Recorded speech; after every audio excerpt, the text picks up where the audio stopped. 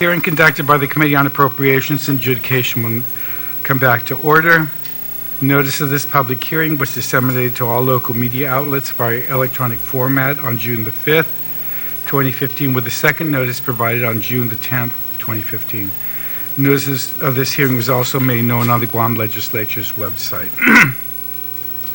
We have two bills on this afternoon. The first is Bill 94, introduced by Senator Blas, and Bill 105, introduced by Senator Morrison. I will now defer to Senator Blas to give a short introduction to his bill, and we'll start the hearing on his bill. Thank you, Mr.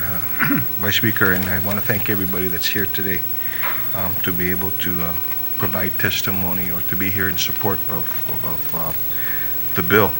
Bill 94-33 is the bill that would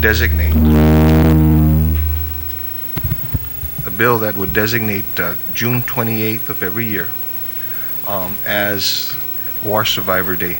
And there was a question as to, first off, why June 28th? And on the 28th of June in 1947, then President Harry S. Truman submitted a letter to the United States Congress asking Congress for the authorization to be able to compensate and start the compensation process and to start the recognition process for those individuals who were on Guam during the occupation period of World War II. And that day was significant because then at that point in time, the Commander-in-Chief, the President of the United States, recognizing that the people of Guam were basically prisoners of war on their own island, and that they had suffered extremely, and in some cases, unfortunately, lost their lives, not just in defense of a nation, but in defense of a civilization, in defense of a community, and in defense of a people that we call today we call Chamorros. And so what the bill provides is it designates the 28th of June as a special holiday every year. And I need to explain the special holiday. Special holiday in our statutes provides the opportunity to be able to set aside a day to remember, to commemorate, to recognize. It doesn't necessarily fall under the same parameters of a regular holiday where there's a day off. It provides that day is significant in being able to remember and commemorate and recognize our survivors. It also provides in the bill the opportunity for the governor to be able to put together a committee to start to plan for each year how that day is going to be, what is going to be done that day, what activities are going to be planned or going to be carried out that day to be able to recognize our survivors. Mr. Vice Speaker, I think that more importantly is the significance of being able to do this today. Why we need to do this today. If you sit and look in this room, and I see many individuals, many of our own survivors, and you too, Mr. Vice Speaker, on a weekly basis remind me that many of them were losing because of the age of where they're at. We're losing many of our survivors. We're losing the opportunity to be able to not just learn from them, but to thank them and to appreciate them and to give them the honor and the recognition that they truly and they sorely deserve. So that's what the significance and the importance as to why we all feel compelled to be able to get this day in our books as the day of remembrance, but more importantly is to start that process because as I look around the room and some of you prior to the hearing I told you you're not allowed to pass on over the next couple years, okay? But that said, it's inevitable, but we need to take the time to be able to honor everybody. So with that, Mr. Vice Speaker, I want to thank you for being able to hear this bill today. Thank you. Thank you. On the sign-up sheet, I have Barbara Dela Cruz. Mr. C.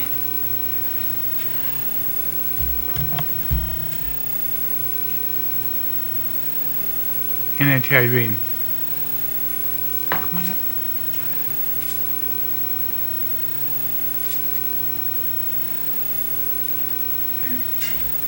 Mr. Vice Speaker, did you wish to speak?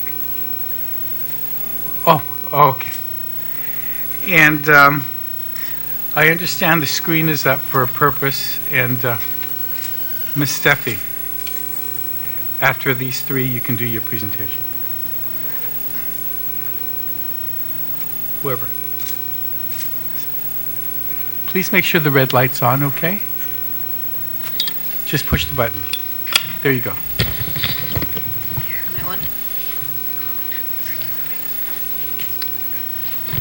Good afternoon, Senator Morrison, Vice Speaker B.J. Cruz, and Senator Blas Jr. Good afternoon. My name is Barbara Maria Castro de la Cruz. I was born in Hagatna, Guam on November 30, 1934. Here is my story about the experiences I had during the Japanese occupation of Guam during World War II as a child. On the morning of December 8, 1941, about 7 a.m., my late brother Jose and I were walking down San Ramon to deliver a gallon of tuba to our uncle Jesus Rosario, husband of my mother's sister. As we were walking down the road, we heard the siren of a we heard the sound of a siren go off, with a lot of people running our way. My brother and I began to wonder what is happening. Why were people running toward us? An elder man named Tun Manethara stopped us and said, "Where are you two kids going?" We responded, "We are going to deliver the tuba to our uncle." Then he said, "You don't have to continue." He told us to turn around and go with him because the island was being invaded by the Japanese, that the siren were sounded to signal the beginning of the war. Because I was young at the time, I did not know that war was about to begin. My brother was older than me. He felt more belief that a war is starting. So we turned around and began running. We joined crowds, the people, as they evacuated their home with their families to enter the hundreds for safety. We were running away from the bombs. I think we were probably about 3 miles away from home. It took us maybe a good 2 hours to reach home.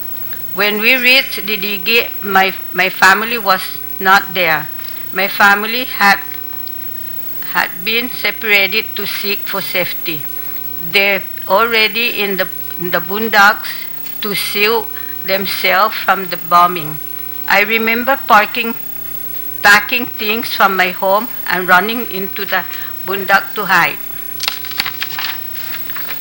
Eventually, my family and I had found each other and were reunited in the boondocks. When we reached our house, I remembered how everyone was praying and even crying and determining a safe place to hide, since we were all scared. That evening, my family and I hid beneath the bamboo tree in the rain and slept in puddles of water. We stayed there maybe 5 days. Luckily, we packed some food to feed ourselves while we were hiding. When the morning came, my parents took us back home and stayed there until Japanese eventually found our family. My family and I stayed in the boondocks until the bombing stopped. Even though we returned home, there were times when the bombing would continue. But we did not run into the boondocks because the bombs were far away. Instead, we hid underneath our house. We lived in the Digis in Hanya when the Japanese fully occupied the island. I remembered it being sometime in 1942 that the Japanese started to fully administer the island and things started to change. I remember that our costume had to change. We had to salute them every time we saw them. We had to bow our heads. We had to greet them good evening if it was in the evening in the Japanese language, and we were not allowed to make sudden movement because the Japanese would hit us. Also, the Japanese did not bother us with our religious. I attended school and my teacher was a Japanese female. She taught us to sing Japanese songs and to count in Japanese. I remember how we were treated very nice. I do not remember if we were the same age group in my class, but there were probably 28 of us, although we did not attend school too long because they took me out and made me work.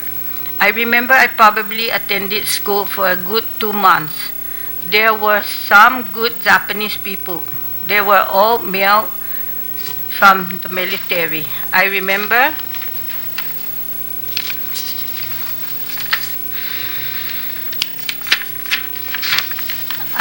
that they would cook underneath the mango tree, and afterward they would give us food. One day the Japanese made our family catch flies at home.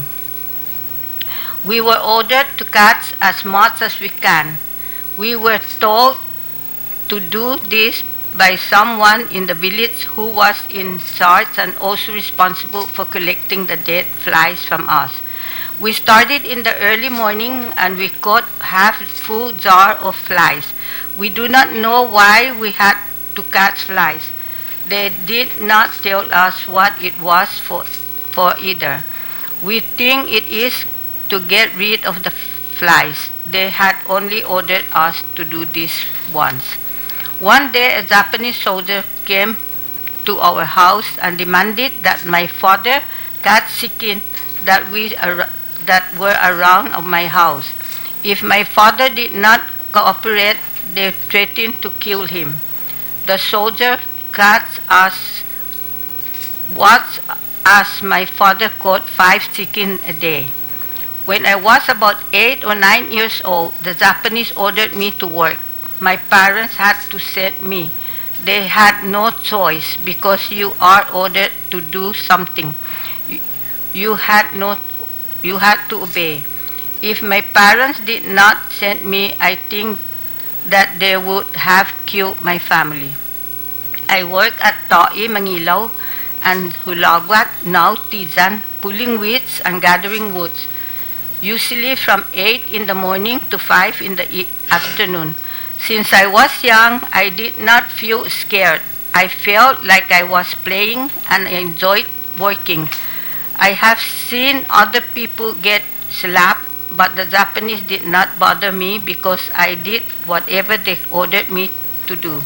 I think that they did not bother me because I am young. I know at the time other children my age were also ordered to work. I think I saw about 50 other children working in the field with me.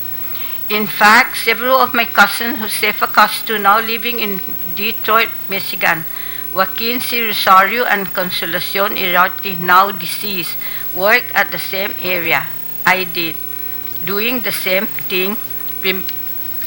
I remember walking to work every day. We would walk from 8 to 5. My cousins were with me, so I did not walk alone to work every day. We did not feel like we were being punished because we were young, and it seems like we were playing and having fun. One day while working, the Japanese rounded up all of us gathered in the open field in Ta'i to witness the beheading of 3 local men who were accused of spying the American George Tweed. They arranged us in an orderly manner in rows by height and from the shoulder to the toes. I remember being in the front line. In fact, the men who were beheaded were just a few feet away from me. I was scared, but the Japanese warned us not to show any kind of emotion, like crying. They said that if any of us cried, what we were witnessing was our mirror. That could be done unto us as well. I watched as the Japanese ordered these men who had their wrists tied behind their backs to first pray and kneel down before an open grave that was made for them that same morning. In fact, one of my uncles, Uncle Jose Santos, got to help dig that hole that morning. Before the Japanese executed the 3 men, they made them drink salty water from a drum nearby. I do not know why they drank the salty water, but I remember that one of the men, he was in the middle of 2, prayed out loud. He said, "Dear Lord, I am here to be killed, but I didn't commit any sin." After saying that, the man was struck in the neck with a sword, though his body did not fall directly into the open grave in front of him. I remember this well because as the Japanese were beheading the men all at one time, his body was the only one that did not fall directly into the grave. After the beheading was done, we were ordered to continue our work, and we did. If we were hungry, they did not give us food. But if we were thirsty, nearby there was a drum full with salty water. In 1944, when the Japanese knew that the Americans were coming to rescue us, they ordered that all of us march up to the concentration camp in Maningun. The order came in the afternoon, so my family and I packed all that we could carry, and we started to march from Didigi at 5 p.m. going up to Ordu, Salampagu, Jotnya, and then Maningun. The Japanese did not provide us food. We had to pack our water, whatever could last us for our journey. This work lasted 3 days, 4 nights. It seems like it was 5 a.m. each time we woke up in the morning to begin marching to the line. I remember we were joined by thousands of other Chamorros because there were so many of us. Each time that we stopped, it was about a mile. We rested about 30 minutes at a time because of the children.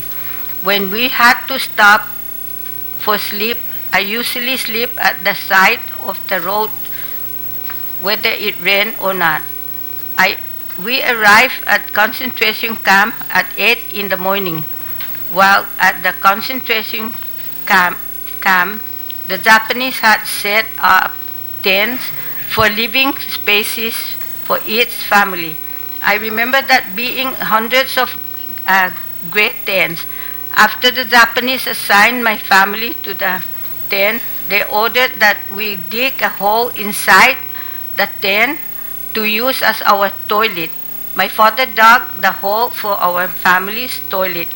We were told to do this, and we were restricted to live in our tent. The Japanese only allowed us to leave the tent to wash clothes at the river and to leave the tent to cook only during the day.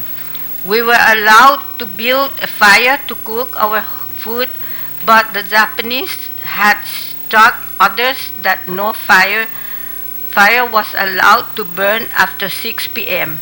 The burning of fire past 6 p.m. was absolutely forbidden.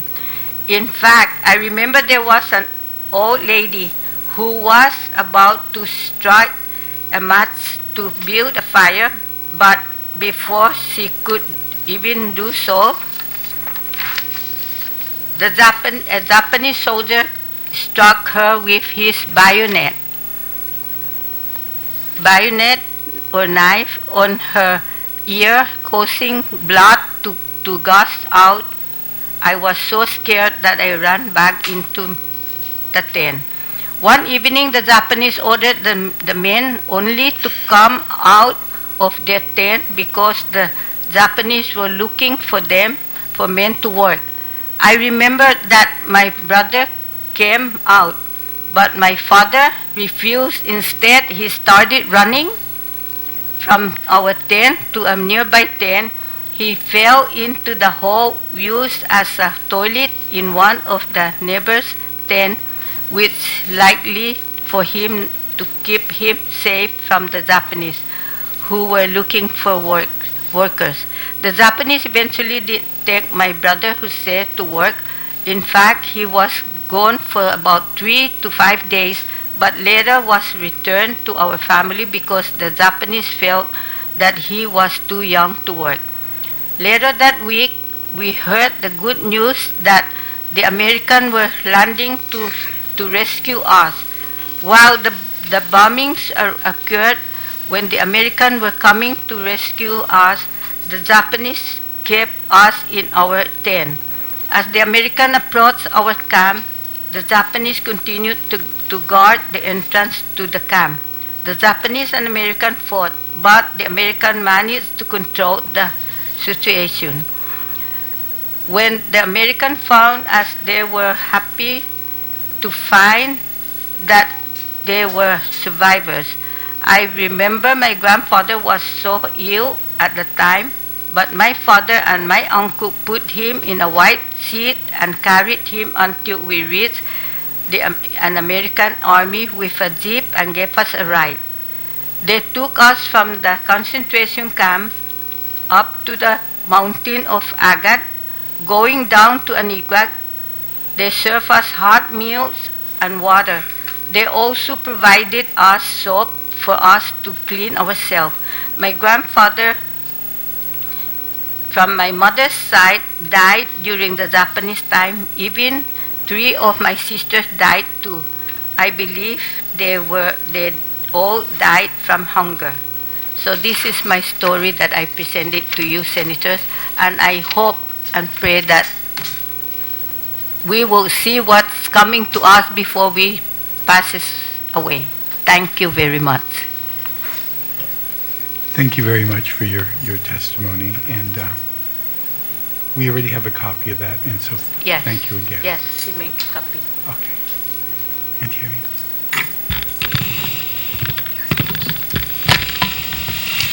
Okay, Senator, Honorable Vice Speaker, and Senator Honorable Frank Blas, and Senator Honorable Morrison. I'm here today to testify and support the bill. I am a survivor. My father passed away in 1965, but the story that he told me, I was able to recall because at the time that he was under the Japanese occupation, he was taken to Alawak, and that's the NAS now. And during his time up there, his story was that he had to work because there is no other way that you can refuse the Japanese. So during his tenure at Alawak, what he told me is that he suffered hunger along with several other Chamorros that were put up there to work on the airfield. My father had to eat a rice that is filled with maggot because if you don't eat it, you die. So that was one of the story that I remember. What I am here also to tell you is that when I was 5 months old, we were interned at one of the concentration camp in Inurohan, over between Talofofo and Inurohan. They call it a Spandun. And I have a picture of the Pajestis, the cave. And I also have a collection which I showed the senator, the wine bottle, the sake, and the beer bottle. So these are testimony that the Chamorros were interned there on their way to Manyengun, probably 50 or more. And that was the plan because there were a handful of Japanese that were guarding our families. And oftentimes, I never recall any Japanese soldier's face. What has been happening to me until probably just 6 years ago was this nightmare that a Japanese soldier was chasing me with a 4-foot sword, shining, chasing me, and he was about to beheaded me. And I really don't know what was the reason for that nightmare, but that was something that I can never find a meaning in my life. But what is important for the Senator's bill today is that if you go through the village, for example, of Inorohan, I doubt it that you will find 70 or less survivors. In Inorohan alone, there were 3 concentration camps, and these are sites that are still there. These are places in the jungle where Yukoi and Minagawa hid for almost, 20 years. I went down this area catching shrimp, and oftentimes I had that eerie feeling that somebody was watching me. And you know the history of Minagawa and Yukoi. They have managed to evade capture after the war and hid out there for that long of a period because they knew the area. So this is not something that is made up.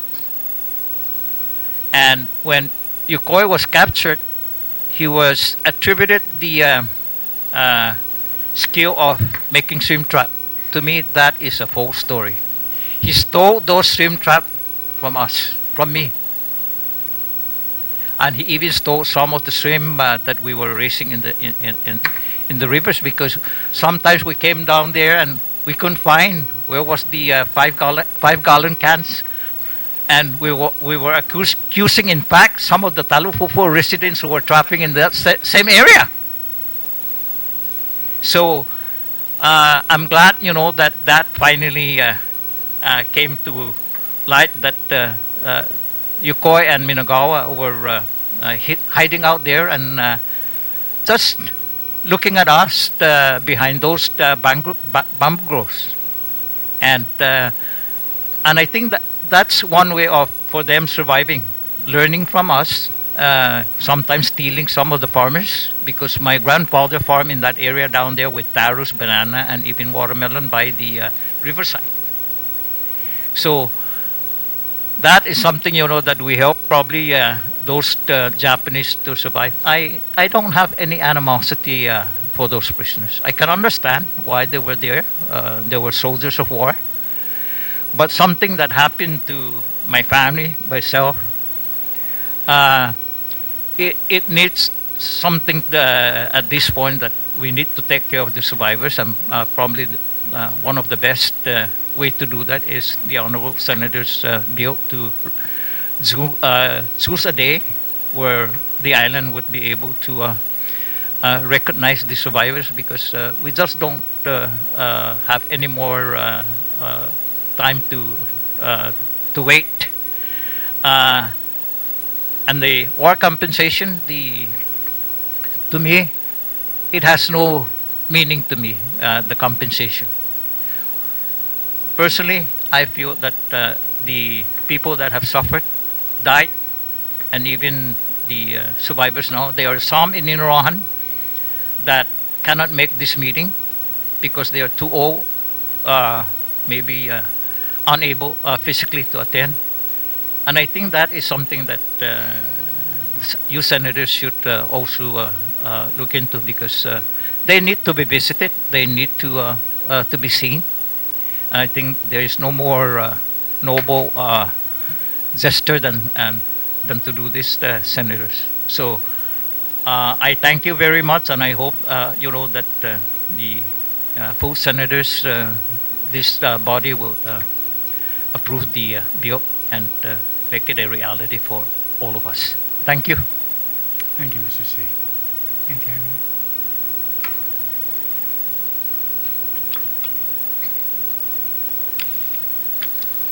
Good afternoon, Senators. My name is Irene Perez Plok, Scambulary Baran. But before I read my testimony, I would like to say just a few words. It's about time, after 50 years or more, a bill is finally introduced by you, the 33rd Guam Legislature, to declare an annual war survivor day for Guam, and that June 28 of each year shall be known as War Survivor Day. I commend your effort and thank you in introducing this bill number 94-33 COR, Committee on Rules, and I fully support this bill. Now it's my turn. During the war, I was just a young girl. It was a time when I should have been playing and enjoying life, surrounded by family and friends. But instead, my memories are of hardship and sacrifice. My name is Irene Perez Plok, Scambulary Baran. I was born in Hagatna, Guam in 1931, and I am 84 years old. In 1941, my family lived in Agate. My father, John F. Plok, pharmacist mate first class in the United States Navy, was assigned to Agate to tend to people in need of medical treatment. My mother was Beatrice Dueñas Taitano Perez Plok. In 1941, I was just 10 years old. My siblings were also very young. My brother Danny was 12 years old. My sister Pauline was 9 years old. And my baby sister Genevieve was only 8 months old. On Sunday morning, December 8, 1941, our lives were forever changed. I still remember that day like it was yesterday. We were having breakfast when we heard the sound of planes flying over the island, and saw that they were dropping black objects. Minutes later, my grandfather, Atanasio Taitano Perez, called to tell us that the United States and Japan were at war. Before Japanese invasion, or before this day, the United States military warned my family to leave the island, but my mother refused. She wanted to remain with my grandparents as they were old. In the midst of the bombing, my grandfather sent his car driver to help transport our family to Hagatna, where he lived, so that we could be together. We traveled light, only carrying some clothing and documents. Once we arrived in Hagatna, we realized we could not stay in the city, and so we found shelter of my grandmother's brother's ranch, Gregorio Dueñas, in Adacal, Barrigada. For days, my father hid in the jungle from the Japanese, but evidently a Japanese interpreter and 2 Japanese soldiers came to the ranch looking for him. They told my mother he had to surrender, and so my mother had me search for him. They told my mother he had to surrender, and so my mother had me search for him. Once I found my father, I shared the news, and he removed his shirt.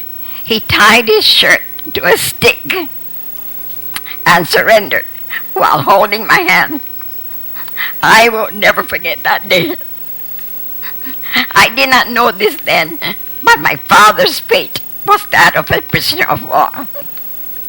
He was taken to Hagatna and imprisoned in a building next to the Cathedral Basilica with other men. Days later, while taking coffee to my father, we discovered all the men, including my father, were transferred to Senjushi, prisoner of war camp in Osaka, Japan. We never had a chance to say goodbye, and we fear that we'll never see him again. Excuse me. After my father was taken to Japan, and with nowhere to go, we went back to Hagatna and stayed at my grandfather's home. We were not there long, as the Japanese had us leave our home, so they could use it for their living quarters. We then found an abandoned house across the street and stayed there. The house had 2 beds, one reserved for my grandparents and the other for my baby sister. The rest of us slept on floor mats. Food was scarce, and a local family was tasked with distributing and rationing rice. Our diet consisted daily, mostly of sweet potatoes. Chicken, eggs, and meat were a luxury. In order to feed all of us, my mother would reboil the chicken, giving the better parts to my grandparents and my baby sister. We shared whatever was left over. At nights, I could hear my mother and auntie discussing how they were going to feed our family. Each day was spent searching for food.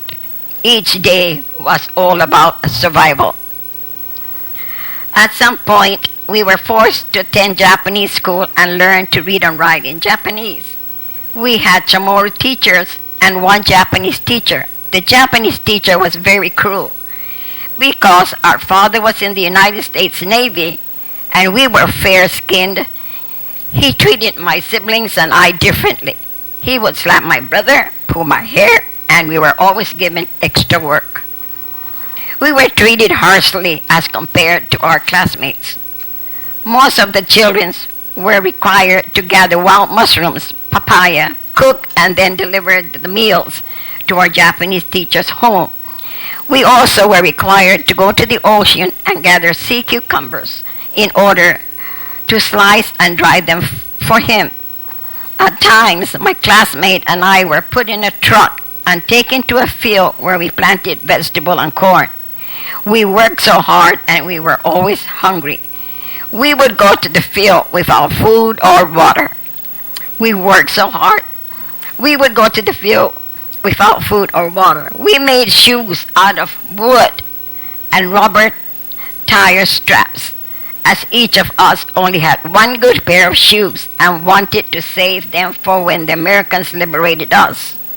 Looking back, this really shows that us children never lost hope. Also, interestingly, by the end of the war, most of us outgrew our shoes. I was 13 years old when the Americans finally came. I recall seeing the planes fly over Guam. We were all overjoyed and incredibly relieved to see the Americans were coming, but we also feared for our lives because the bombing began yet again. During the bombing, my family became separated at one point. I recall running with some family and finding shelter under the Hagatna Bridge. And while there, crying and praying for the bombing to stop. On the other hand, my grandfather and my cousin David Paris hid in a Japanese bunker. During the bombing, they were both wounded. My grandfather's eye was torn from its socket, and my cousin was hit by shrapnels. The bombings continued and continued. Many homes and buildings were destroyed. The Susana Hospital was damaged. In all the confusion and terror, I will never forget we encountered a kind Japanese corpsman who treated my grandfather's damaged eye. He ran into the destroyed hospital, found medication and applied it to my grandfather's eye. He helped us and told us to run and hide. Because of all the fighting and bombing, we left Hagatna to the San Ramon Hill. Trucks packed with Japanese soldiers passed, and the soldiers hollered demanding that we get off the road. We were very lucky we did not get killed. Eventually, we found shelter along the road in Sinahanya and rested. We spent several days there until Japanese soldiers demanded that we join the many people that were walking southward. We were blessed to encounter help during the walk. In fact, we met a family who saw us. So we needed help with our injured grandfather, cousin, and baby sister. They offered to carry my grandfather and look after us. This family was Mr. and Mrs. Tomas Oka from Sinahanya. They were a godsend. We joined the many people walking who did not know where the Japanese were taking us. We walked for 2 days in heavy rain while Japanese soldiers stood by, and only at night we were able to rest on the side of the road. We finally reached an area near a river where we were told to stop. This camp was Menengun Chonya, a Japanese concentration camp. The camp was so crowded that we could only sleep sitting up. Every moment we prayed the rosary. The camp had little food. Mr. Oka rationed whatever food they brought and shared it with our family. Again, I will always be grateful to the Oka family for taking care of my family and I. Japanese carts surrounded and occupied the camp, and rumors spread that they are going to start killing people. I was so scared that my life would end at the camp, but thankfully, I was spared. Days later, American soldiers emerged from the jungle feeding us. They rescued us and took us through Mount Tengo back to Hagåtña. The walk was very difficult as we had to climb through the hills in the heavy rain, and we saw many dead soldiers along the way. Upon reaching the top of Mount Tengo, the Americans transported us in military trucks to a staging area located at Pigo Cemetery, where the soldiers gave us shelter and food. Shortly after we were liberated, my father returned home from Japan, where he was kept as a prisoner of war. My family and I were so grateful he survived, but it was clear that he had suffered immensely. We could hardly recognize him. He had lost so much weight, he was almost skin and bones. I, along with many, survived war. The memories are painful. I almost lost my family, my home, and the life I knew. War is not kind. And although there were many wrongdoings, there were many kind acts. With time, prayer, family support, and by sharing our stories, many survivors, like me, have moved on, forgiven, and found peace. Thank you, and God bless. And I really support the bill. Thank you. Thank you very much for sharing that.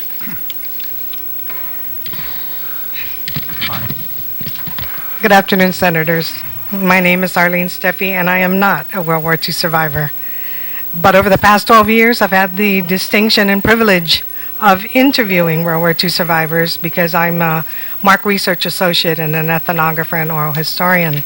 And I was picked among our people to collect those stories. And even though I didn't survive that war, I am affected by those stories.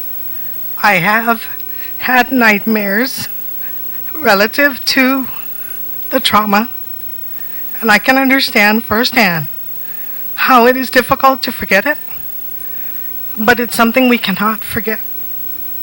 The bill to introduce a War Survivor Day is critical, not only for those who are still alive who survived the war, but for the children, the grandchildren, and the future of our community to remember exactly what happened to these people. This room is packed today. Maybe not all are World War II survivors, but one day there'll be very few of them, if at all, any of them, alive to speak about what they survived. The more they speak about it, the better they cope. The more they speak about it, the more we understand. And the more we can appreciate how fortunate we are that they did survive. But my testimony says today that there was no heroic act of surviving a war. There was only the fortune of being alive after it all settled. And the other thing that I've learned from these survivors, as evidenced by the three that spoke before me, is the ability to forgive. To forgive because the people that acted in such a barbaric manner, beheadings, stabbing babies, depriving food, invading homes, raping women, seeking after them whether they were virgins or married, pregnant or what. If it was a female, it was a target. And because of this, we cannot forget. I have brought with me a glimpse of the video documentary that this body, the legislature, has awarded me the grant through the Tourism Attraction Fund to be able to showcase the interviews that we have collected over the past 12 years. I have to say that the 2-hour documentary that is to come out does not include the full descriptions of the interviews because it's impossible to do that. As you well know, we've already been 1 hour into this hearing, and there's only been 4 people to have spoken. So it's impossible to do that. What we need to do is publish the collection that we have, continue to record those who have not been recorded, to preserve their stories so that more history can be recorded, documented, and available for the future of this island to be able to read, appreciate, and know exactly what happened on this island. This video documentary that we are presenting and the clip that we will show this afternoon also shows how it affects the Japanese.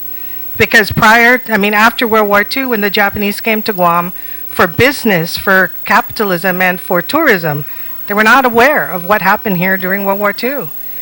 But this bill, Senator Blas, I hope doesn't only include those people who survived the war here on Guam, because I've also had the distinction and privilege of interviewing people who survived the war in Saipan, in Luta, in Ponape, in Palau, in PNG, and in Yap. All survivors, all Chamorros, or at that time they were not Chamorros, they were Guamanians. And so I hope that your bill will honor them as well, including the Japanese, and including all other survivors. So please do not focus just on our people, because they were not the only ones that survived the war. So that's my only take on the whole thing. I fully support this cause only because it commemorates and memorializes what happened here during World War II. So again, the rest of my testimony is before you. It's been filed, and if we can now view this, it's only 5 minutes long. But it gives you an idea of just how important it is, how much work can be done from a historic perspective of what happened here in World War II. Thank you for the opportunity.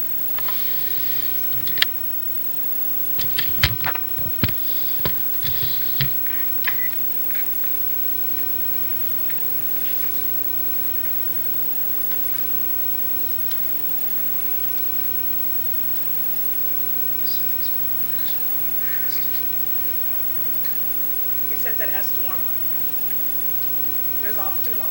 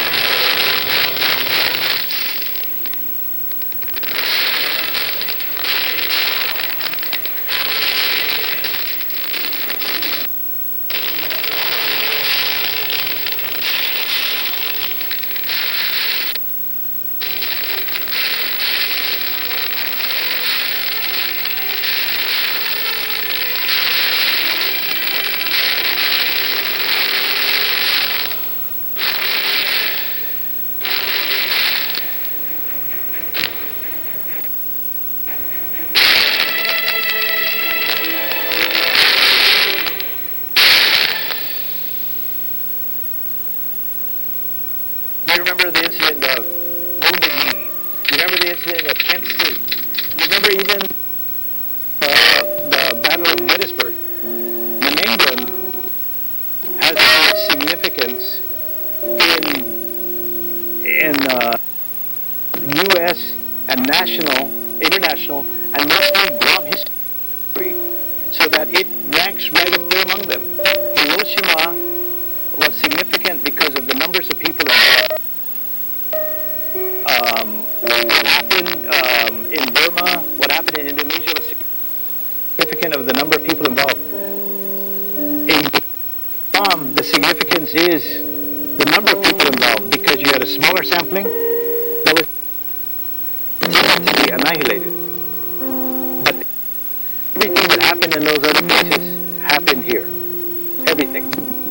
To this day, there are people here who are looking, hoping to find the loved ones that were left here or left along the road coming in, because they have no closure. What happened to those loved ones? Little babies, dying in people's arms because of lack of nutrition, and they're sick and all that. I mean, it's a terrible story, but it's a story that needs to be told, and it holds a lot of memories, and there's a lot of history here, and we need to make sure that that history does not go unremembered. Before the invasion of Guam, the Japanese started to relocate families to a concentration camp. From what I understood, Maningum is one of the famous concentration camps. During the reoccupation, everybody was going crazy. The Japanese were losing a lot of ground in a lot of their other campaigns, such as Saipan and the other places. And they were getting, of course, edgy, and they weren't feeling too good about the way the war was going, and they were really getting very downright meaner than they normally were. Late Speaker Tony Pinko. He was one of the family of those killed by Japanese. And he said the fact what happened has to be told every generation in the future. But forgiveness is the only thing to make a world peace. Never forget, but we forgive. Never forget, but we forgive. Otherwise, peace will never come. It was a shame that even I, as a student growing up, was not aware of the Maningum Memorial Site until much older, until I became a high school student, is where I started to understand what happened during World War II, and having a real realization that my parents, my mother and father, were a part of World War II, and they were victims of World War II, and were a part of the march, were a part of seeing some of the atrocities that happened during World War II, some of the beatings that happened, and yet there wasn't a place where students could go to, or residents could go to, or tourists could go to reflect, or to remember, or to pray for, or to even pay tribute to. So this organization in my heart was to give an educational awareness and bring that forward. So again, as I said, that's just a glimpse of what's to come. It's a 2-hour video documentary, and we hope to send that to print at the end of this month and back sometime in July. Thank you very much for the opportunity, Senators. Thank you very much, Ms. Steffi. All right, the next on the list are Blas,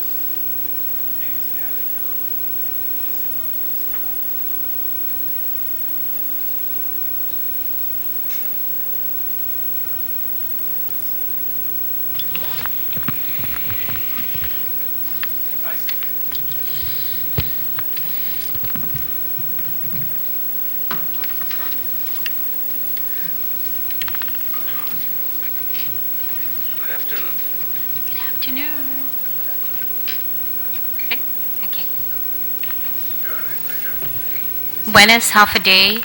Honorable Benjamin J.F. Cruz, Senator. Honorable Senator Frank Blas Jr., Senator Tommy Morrison, thank you for giving us this opportunity to be here this afternoon to support Bill number 94-33. Our position statement summary for Bill number 9433, Core FF Frank Blas Jr. and Act to add on 1037 to Chapter 10, the Title I Guam Code annotated to declare an annual War Survivor Day for Guam. Mr. Chairman, members of the Committee of the Appropriation and Adjudication, buenas and saludo para todos hamzug and in todo Tautau Barragata. Vice Mayor Jesse P. Bautista and myself, together with the members of the Barragata Municipal Planning Council, are here to present testimony supporting the passage and enactment of Bill 94-33. For your information, Resolution 15-03, adopted by the Mayor's Council of Guam, was submitted by Vice Mayor Jesse P. Bautista and myself at the urging of our Municipal Planning Council. Mr. Chairman, this is probably the last time that we have the opportunity to speak on before we celebrate the 71st celebration next month, July 21st, 2015, with the theme, The Spirit of Hope, the Colors of Freedom, Espiritu Dinencia Mezcla na Kulot Libertad. We tell the stories to celebrate their heroism. Our people did so much to help liberate our island from the hands of the Japanese imperial forces. We salute our people. We would not lose sight of this day. And listed is a partial listing of what Barragata residents who suffered or survived the atrocities of war and those have since passed. What our people went through, we will never forget. Their names will live forevermore.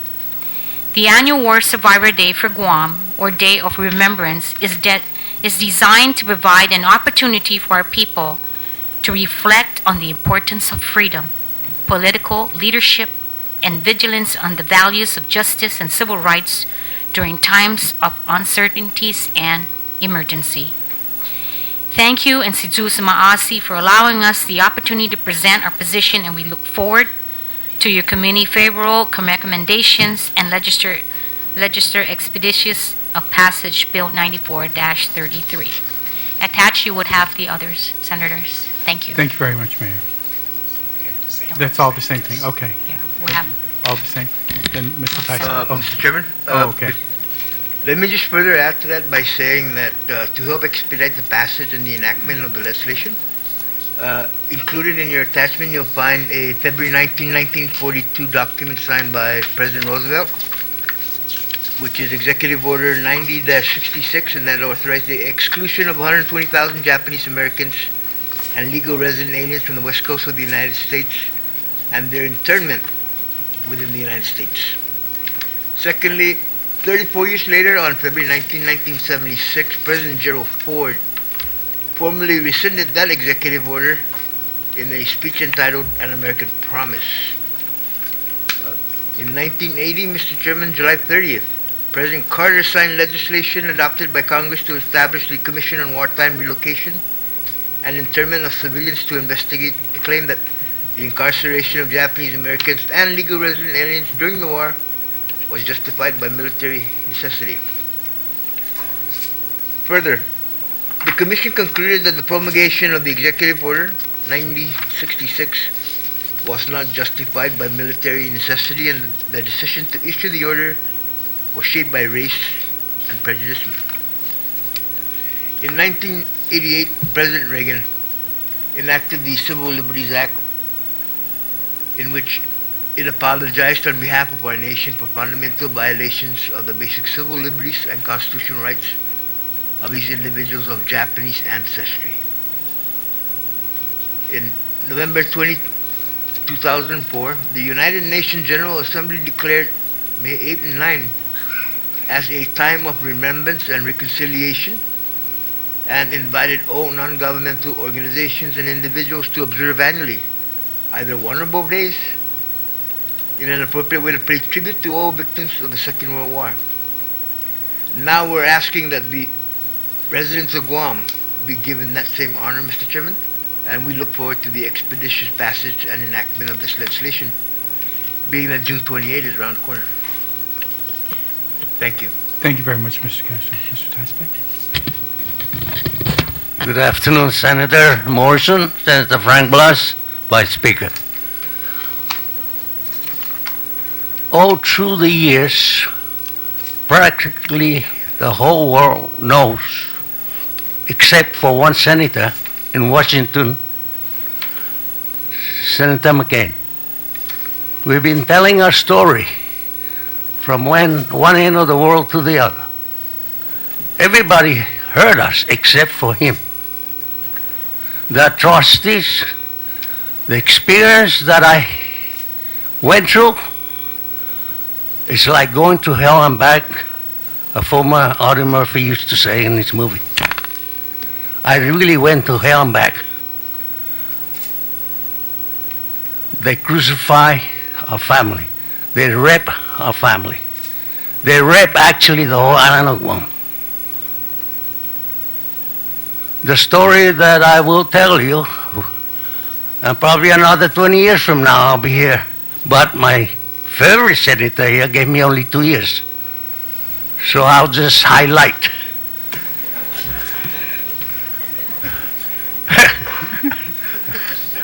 I don't mean to be. But today you're my doctor. So the atrocities that went through, it's unbelievable. We have an individual from Guam went to Washington. They invited her, Miss Emsley. After her testimony, not a single politician that was sitting in that House of Representatives with a dry eye, except for McCain, because he wasn't a senator yet. So, with all due respect, everybody knows what we went through, except the senator don't even know what Guam is at. We have to educate them. Recently, a representative, Ms. Berdagio, testified in this building that a lot of the senators don't even know that war took place in Guam. I have to give President Truman 100% credit for making us American citizens. To be honest with you, I was harvesting my tuber on the coconut tree when my cousin came and told me that I'm American citizen. I said, what the hell is that? He said, Uncle Sam will be visiting you. Bigger than hell. How could he find me? I got no address. I said, Uncle Sam will find you. I got my drive card. Report to Korea. But I volunteered instead. And I'm glad I volunteered. But with all due senators, we've been testifying left and right, day in, day out, year after year. Let's torpedo this through like the Korean flight that landed at Nimichio. Hell, we gave them property and a monument overnight. Tojo got his memorial up at Jigo before we even took recognition for our people that were beheaded up there. Where were you at? Let's smell the coffee. How long are we going to take to pass this resolution?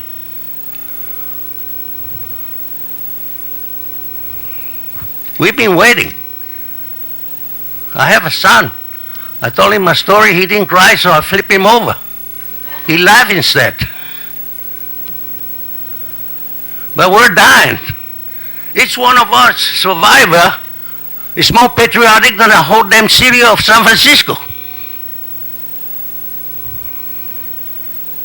People knows Chamorro. Everybody knows. But we're testifying left and right. Except for one person, McCann. So why don't we go out and hire the dumbest lawyer, international lawyer, and sue the government? That's the only way we could be recognized. I could sit here all day, all night, all year. Nothing's going to happen. Let's get a lawyer. That's the only way the federal government is going to recognize us. Thank you. Thank you very much. Thank you, Mayors. The next panel, Mr. Kanata, Mr. Alvarez, Mr. Richardson, and Frank Sablon.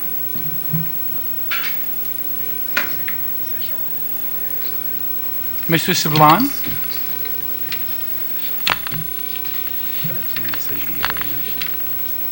Frank Sablon. Joe Kanata. Maria Connolly. Do you have any more?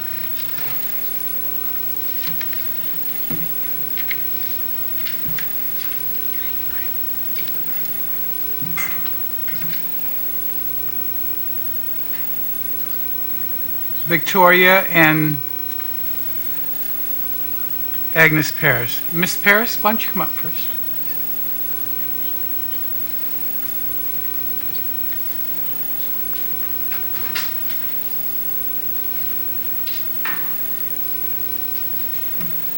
Okay.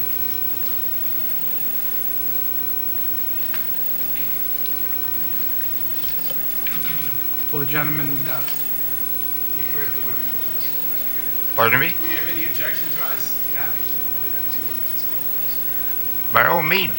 That's being a gentleman. Ms. Connolly. Good afternoon, Vice Speaker and B.J. Cruz and Senator Blas and Senator Morrison. My name is Maria Connolly, Director of the Guam Department of Labor. Thank you for the invitation, and I'm here representing the administration, and the administration supports this bill. But more importantly, I really would like to wear my other hat, and I am here personally as I was only 5 months old when Guam was liberated from the Japanese occupations. And it was really something to listen to the ladies who had that experience share their stories. And while listening, I was thinking of if my mother were here, she would have been 110 years old. And everything that these ladies said, the stories, I remember hearing from my mother as I grew up. One thing that, and it really was a very dark place in my mother's life, and the hardship that she endured being the oldest of 8 children, where she had to take care of her brothers and sisters, including her own family. It was a dark place in her life, and however, because of her faith and the trust that she had, she survived, and I survived. I am very, very happy that to me this day, proclaiming January 28th Day, is a very special day, and it's a companion of the book that Senator Blas and Norma Appleby and the team put together, where they captured the stories of the survivors. Only because it's about time that we document and preserve, and it is something that I hope that my children and grandchildren and great-great-grandchildren will be able to read and see. And the other thing is very similar, because I was one of my biggest concern, one of my concern really is, while I fully support the bill, how would this impact as far as, and I'm glad that Senator Blas explained that it is an official memorial day to recognize the Guam War survivors. But it reminds me of how for over 70 years, every year we celebrate the freedom, the liberation, and every year the newspaper and so many other articles repeat the stories of the people who lived through that. So to me, this is an opportunity that every year on June 28th, certainly, stories will be told over and over and over, and the young children of the generations will continue to hear about it. So we're not going to forget it. We're not going to forget the people who survived the war.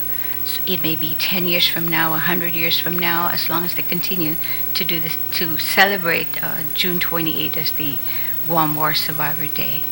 Thank you so much, and I really appreciate that. Okay. And so we take that as the administration supports the bill? Yes, sir. Thank you very much. Mrs. Perez? You're not ready? I'm sorry. That's I okay. have a nervous, and I'm sweating.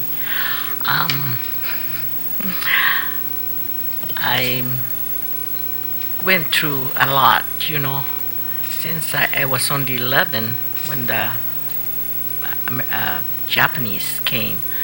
We were in church, attending First Communion, and we heard everybody was like excited, running out, so I ran out. We saw the plane flying over, and then we heard the bomb. So I ran home with my brother, and my mother's already heard that the Japanese are bombing, and my father is at work. My father worked for the civil service by the governor's place over in Agana. And when he came home, he said, "Wrap whatever we have," and we start packing. And there were 6 of us, My brother David was born in 1941. She was only 6 months old.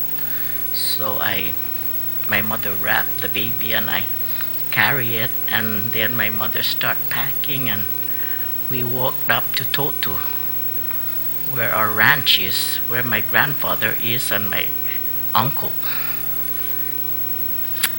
By the way, they were the Pepero family, Dueñas. We still have all the family there up to now.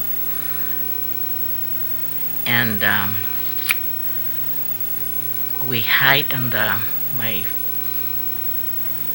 my uncle have a ranch, and there's a big mango tree, and they dig down a hole to put all the kids there and wait, and we're looking down to Agana because we can see we're up in the hill. We can see Agana, we can see the church, and then we heard that the Japanese got in, where some of the people that they meet on the road was slashed with their bayonet, what's called that, their knife, and stopped by at our ranch. And my aunt Amanda Guzman was with us, and my grandfather and my grandmother's there, and she just bandaged it and stayed with us. The guy was I know him from school, and he was the Cruz family from where the Harvest School is, and he was walking, and they caught him and slashed his leg open. So my aunt treated him, and we make him stay until he can walk back home.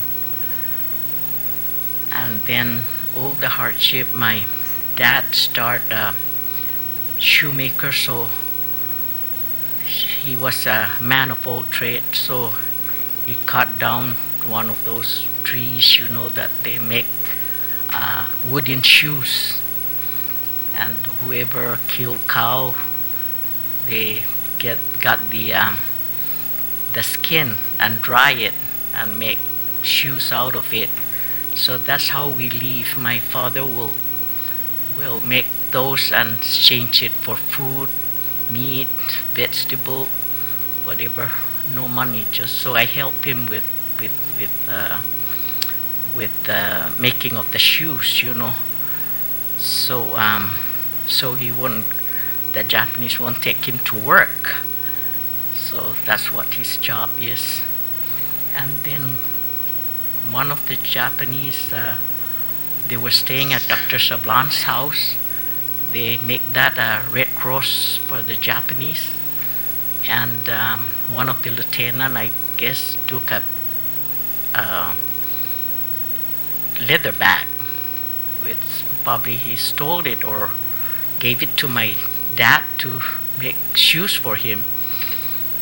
And later on, they found out that lieutenant probably stole it because they were questioning my dad. They tie him to the tree and they start beating him because they thought that he stole it. He stole the bag because he caught it down. He caught it for that lieutenant.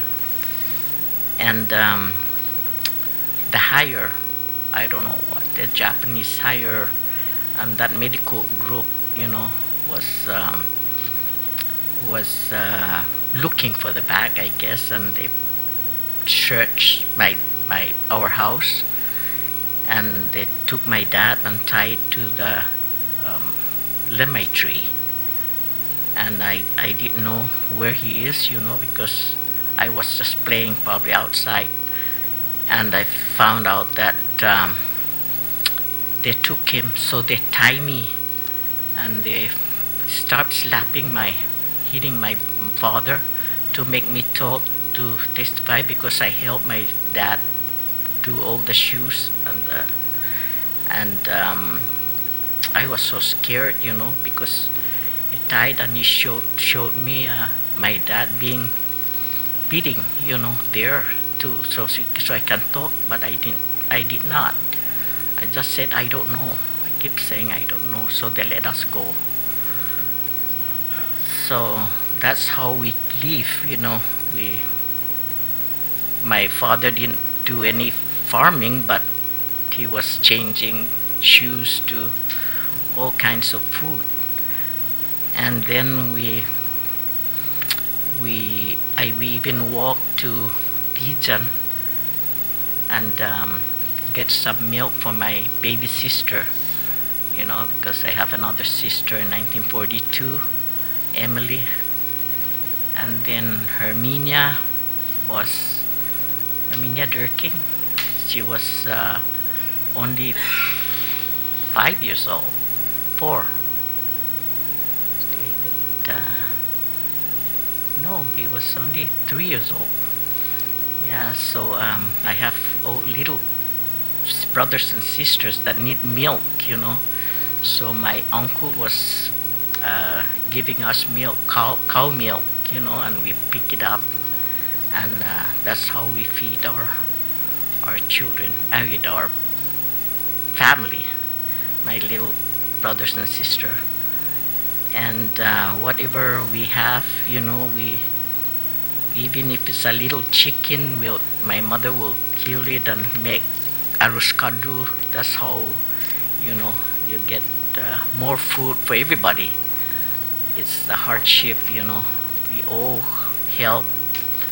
And when they have a farming, my uncle will help my dad just get a little corn, plant corns, and then we watch, and it's very hard, but we all help, even if we're young. And then the Japanese will tell us to go to school. I did go, and then they said that they're gonna come and punish my parents for not going to school.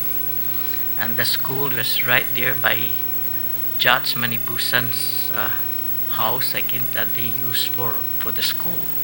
right by the entrance of Tijan. So we go to school there, and then they make us also work at the field, pulling grass, for the Japanese.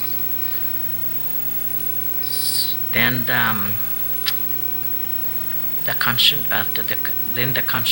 we went to the concentration camp. We walked all the way from to Maningon, and my aunt have a twin child, so we help her carry it, and my uncle and my dad will get all the supply and put it in their wood and hang it and put it in the shoulder, and that's how we start walking. The Japanese will start hitting us when we stop to rest, because we have to, where all my little brothers and sister will help my aunt too, because they was only 2 years old and a baby, a twin, we have to carry, So every time my aunt will sit and feed the baby, the Japanese will come and start hitting us all the way up to Jotnya, that hill up there, all the way we walk. Then we came there. My grandfather is Francisco Guzman, Amanda Guzman's dad and my mom. We took care of him also. So we just stay in the camp, and every time we get water from the river, because we don't know where's the water. That's the only water is the running river. So we pick that, and my mom will boil it. Before it boiled, the Japanese will start hollering, to kill the fire, because they heard a plane. So sometimes we just drink that. Then my grandfather from the Peperu side died from that, dysentery, from all the water that they drink there from the river. So then when the American came, we were still in Manengon. We can't leave because my grandfather cannot walk. So my aunt Amanda and Dan Guzman and my mom will all stay in the camp, because we can't make our grandfather walk. He's too old, he can't walk. So we waited, and then they took my father and to work for the military, building all the camps down in Niguap for all the people that are coming in from Manengon. So he asked one of the Americans to pick us up with the truck up in Manengon, and that's how we went down to Agana. And then the hard part is I was only 14 when my dad died from poison. They told them that whiskey that they were celebrating that night, they were singing alone, playing guitar, and all the men that was there enjoying, they start singing and drinking. The next day, all of those guys that was there died. Even my mom's sister, because he asked me to ask Uncle John Aflagui, to 1 inch of the whiskey that were the Scots that they were drinking to heal her diarrhea, because he was vomiting and diarrhea. So he said, go and ask Uncle Joe to give me what they're drinking, just a little bit on the cup, just to cure my sickness. I gave her, and even her, she died. My mother's sister, her husband, they all died the next day from that poison. They heard that somebody gave them they said it was whiskey, homemade whiskey, but it's not. They said it's from the ship, and it's a poison alcohol that they were all drinking and celebrating for America that came.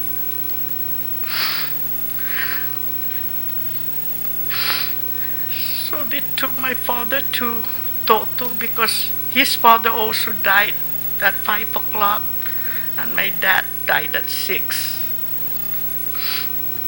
Mr. Aflaby, my uncle, say Aflaby, came over to the ranch to tell my mom that my dad is dying at the hospital.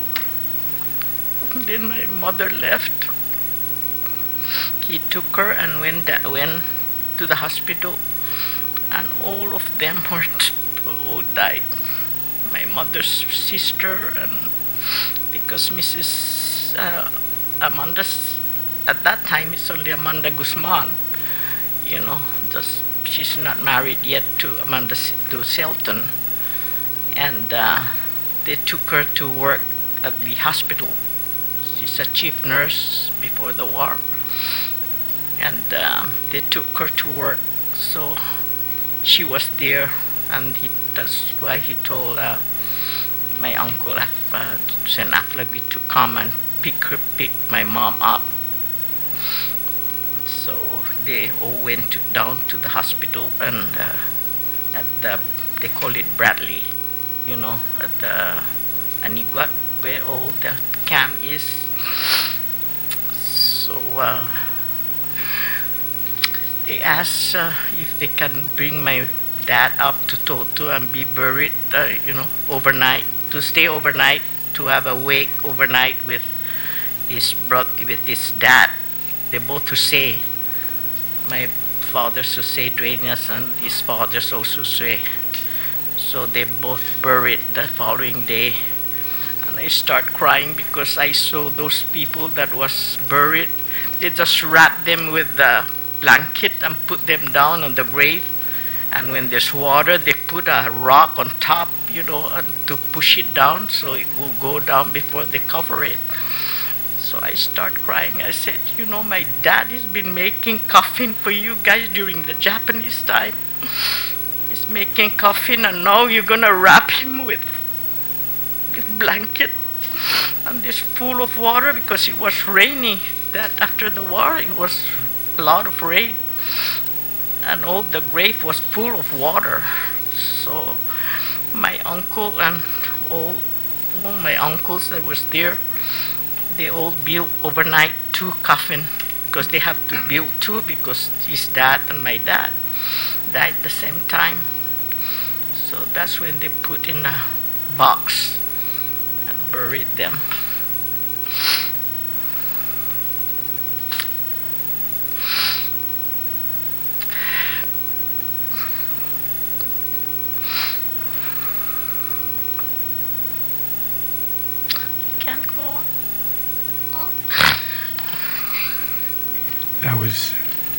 Thank you very much. Get some water. Do you have any water?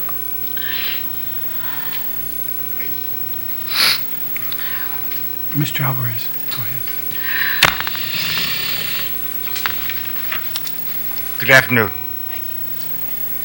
Vice Speaker Cruz, Senator Blas, Senator Morrison. My name is Joe Alvarez. And I think after listening to these people, we all have similar stories to tell. Some more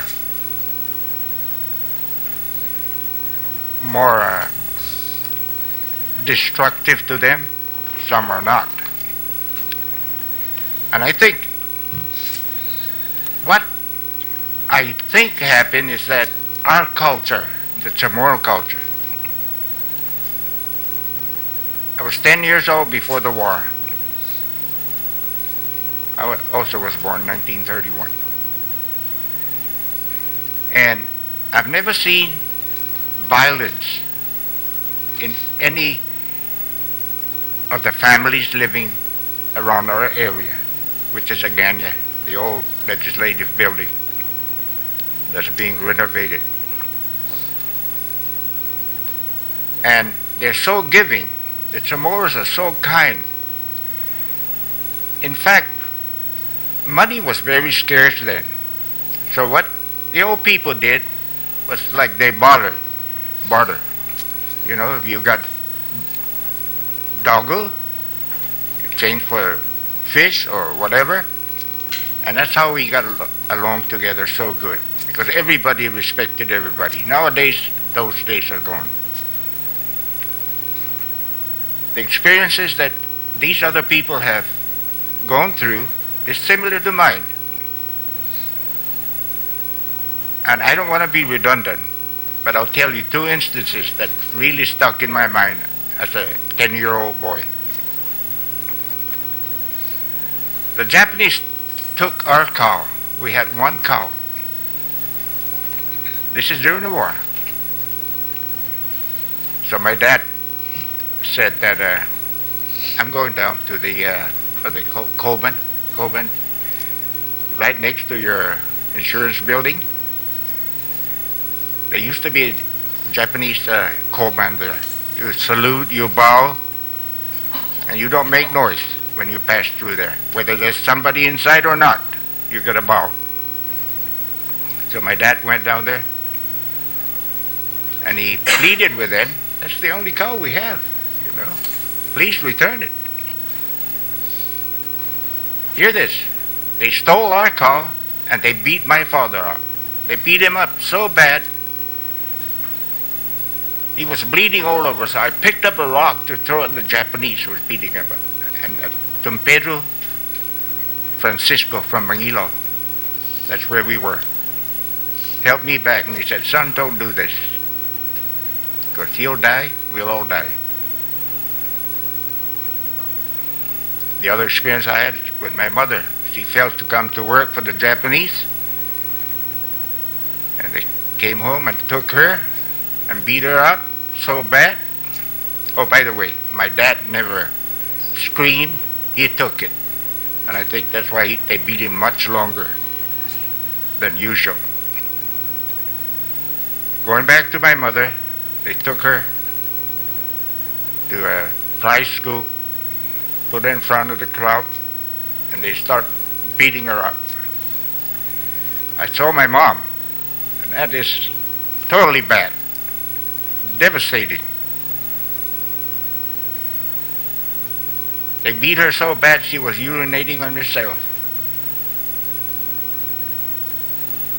Now, 10-year-old boy sees these things, and you were brought up in a different culture. The Japanese are supposed to be mean. That's to my understanding. They're cruel. But if you look at the history of the Asian people, the Koreans, the Chinese, they were cruel too. But you know, we got to forget that. We got to forget that and move on forward. My dad told me, don't think about this. Don't dwell in it, you know. Keep moving. We have to work hard. The farm is a hard life. Farming is a very hard life.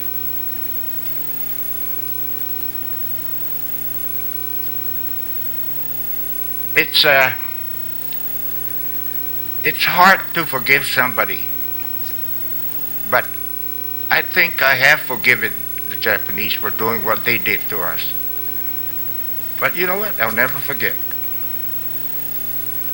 And this is a sad part about this hearing, is that I listen to these people and it comes back to me. And I get damn mad too. Damn mad. So far as honoring us, sure. We would like that. But you cannot make us forget it. You cannot. It will stay with us until we die. I'm 83, almost 84 years old. And And God willing, I'll live a few months more and I'll be 84. But we have to move on. If you look at the United States, we beat Germany, we beat Japan, turn around and help them. My opinion is that they station a lot of military people in their countries, Germany and Japan, build up the economy. The economies now in Japan and Germany are way up there. China's economy too is getting better. But what do we do? What do we do now? Shall we dwell on this or forget it and move forward? I think I'll take the latter. Forget it. It's done. Over. They can pay us now. That won't make no difference. You can put this in your book. You can put it, make a law. It makes no difference. But we will remember what you guys are trying to do, and we will never forget what they had done to us. Bear that in mind. I support your bill.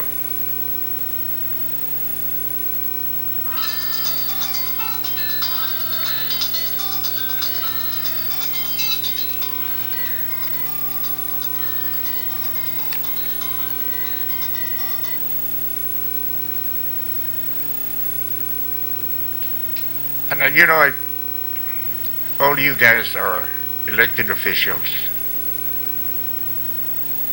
and I know you try your best to help us, help the people. Sometimes you succeed, sometimes you don't. The facts of life. But you keep trying, keep trying. That I appreciate. Thank you so much, and good night. Thank you, Mr. Alvarez. Mr. Richardson.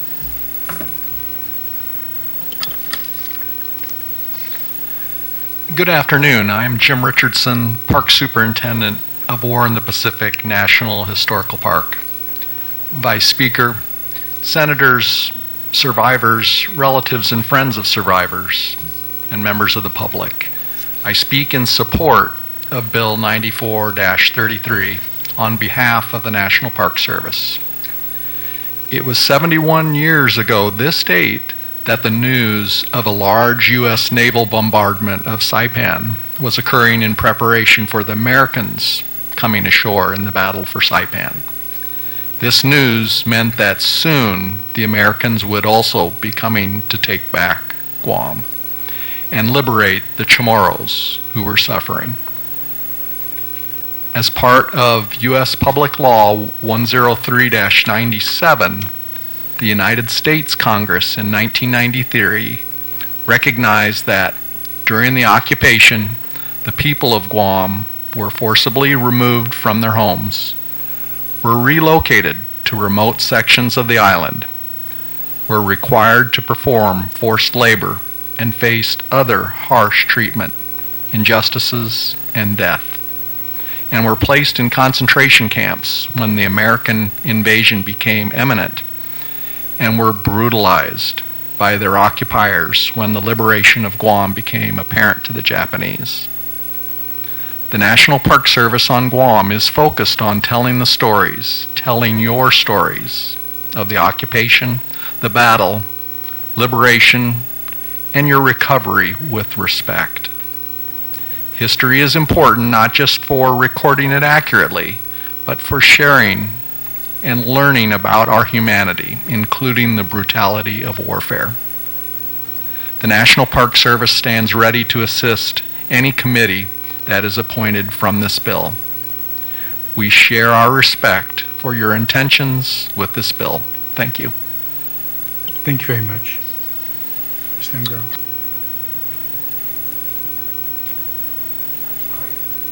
Go ahead. Oh, no. She was signed. Youth. the youngest one. So. She's a good Chamorro girl. She knows we're supposed to be after our elders. Yeah, Hapade, Guahusi, Victoria, Lola, Liangoro, Tato Totsu Lokwi.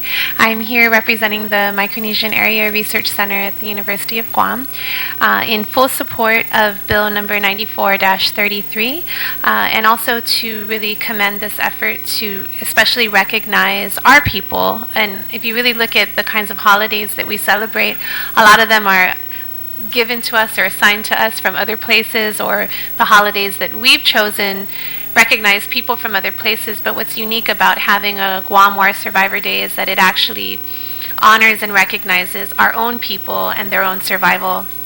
I often like to tell the story of the war not in a way that victimizes our people, but rather celebrates their own ability to survive. What we have to remember is that our war survivors were not victims. They were very strong and courageous people who endured atrocities that Americans in the United States did not have to endure during the war, and yet they were, this war was brought to Guam because of America, right? Because of a conflict that was happening between America and Japan, not because of the Chamorro people themselves. But, recently I've been spending a lot of time at the MARC looking through photos from this era and reading through the governor's reports from 1940 and 1941 to really get an understanding of, well, what was the life like right before the war? Who are the people that we are commemorating, or we want to commemorate on June 28th? And, you read these reports, and our people were incredibly self-sustaining. Everybody, you look in the census, and all the occupations listed were farmer,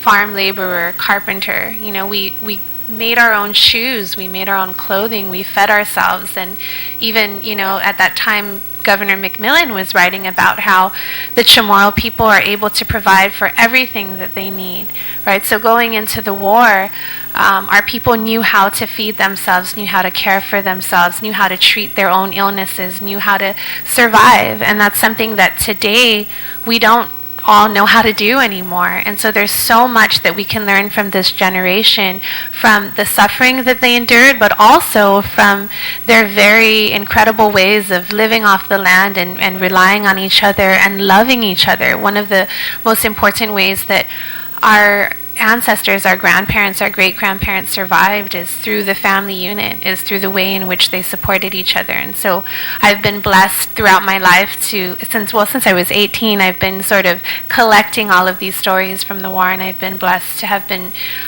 told many of these stories. And one of the things that always comes through is this genuine love for each other as one of the ways in which people survived. And this idea that no matter what, they knew that they would get through this, that they were strong, and that they believed in themselves, they believed in God, they believed in our island, and that our island was actually protected. And so, I'm reading some of the stories that are being shared with the Guam War Survivor Memorial Foundation, and, they were pointing out, well, we didn't have any typhoons during the war. We didn't have any major, anything else that could be really devastating on top of an occupation. And they really believed that that was because the island was protected by Santa Maria. So there was this strong faith.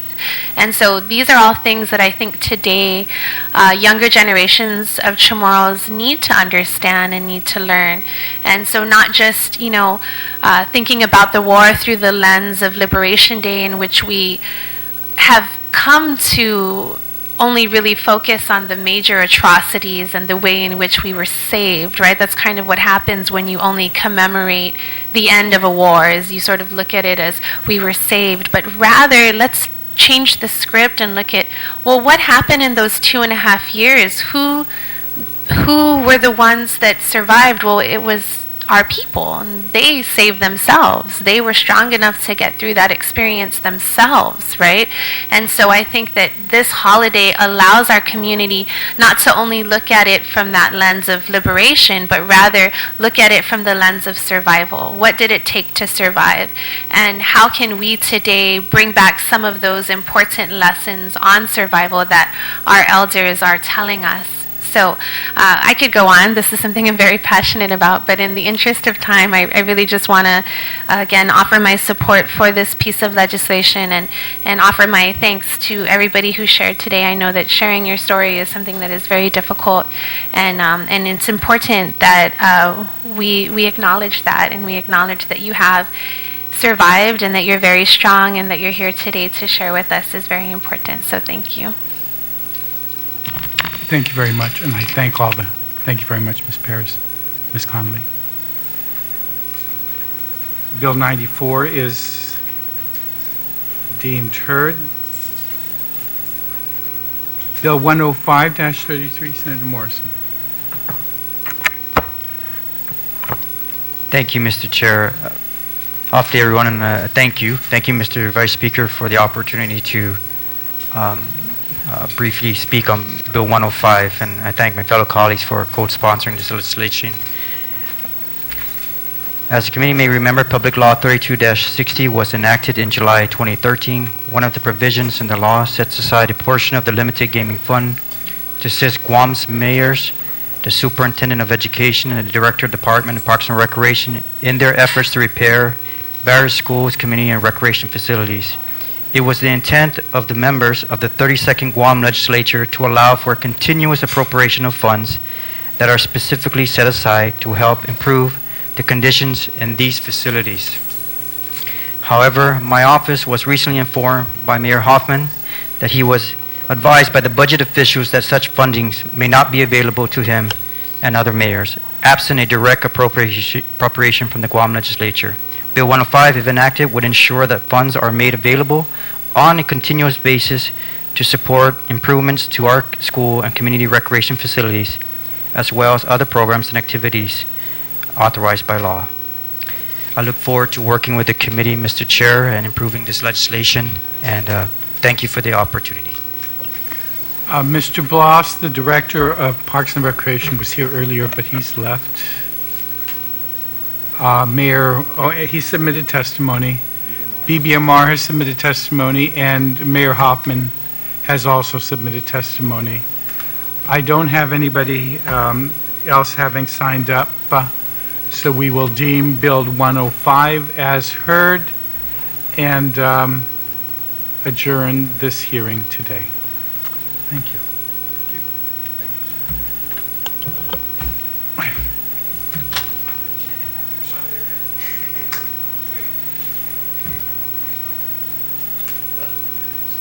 I didn't have like